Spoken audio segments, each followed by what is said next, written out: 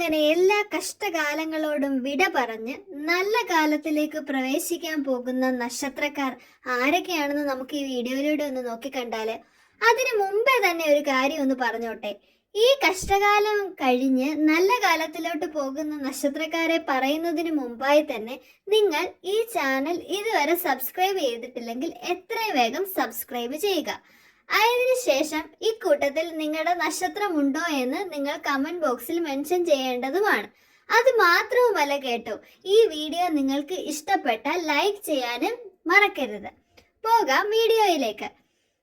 ഈ നക്ഷത്രക്കാർ ഇക്കാലം അത്രയും വളരെയധികം കഷ്ടതയിലൂടെ, അതിപ്പോൾ ജോലിയിൽ കയറ്റമില്ലാതെയും അല്ലെങ്കിൽ ജീവിത സാഹചര്യങ്ങൾ കൊണ്ടും ഒരു വീട് വെക്കാൻ ശ്രമിച്ചിട്ട് നടക്കാതെയും പല തരത്തിലുള്ള പ്രശ്നങ്ങൾ അനുഭവിച്ചവരാണ്.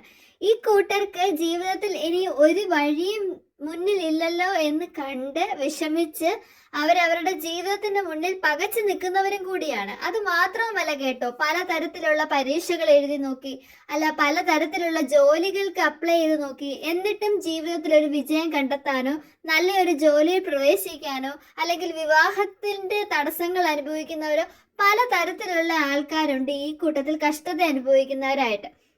ഈ 6 നക്ഷത്രക്കാർക്ക് ഇത്തരത്തിലുള്ള എല്ലാ കഷ്ടതകളും മാറി നല്ലൊരു ജീവിതം വന്നു ചേരാൻ പോകുന്നു എന്ന് തന്നെ പറയാം.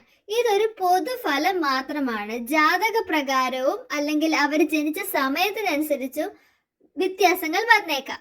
എന്നിരുന്നാൽ പോലും 90% ഇതുമായിട്ട് നല്ലൊരു ബന്ധമുണ്ട്. ഈ നക്ഷത്രക്കാർക്ക് അവരുടെ കഷ്ടതകാലം മാറാനുള്ള ഒരു സാധ്യത ഉണ്ടെന്ന് തന്നെ നമുക്ക് പറയാൻ പറ്റും.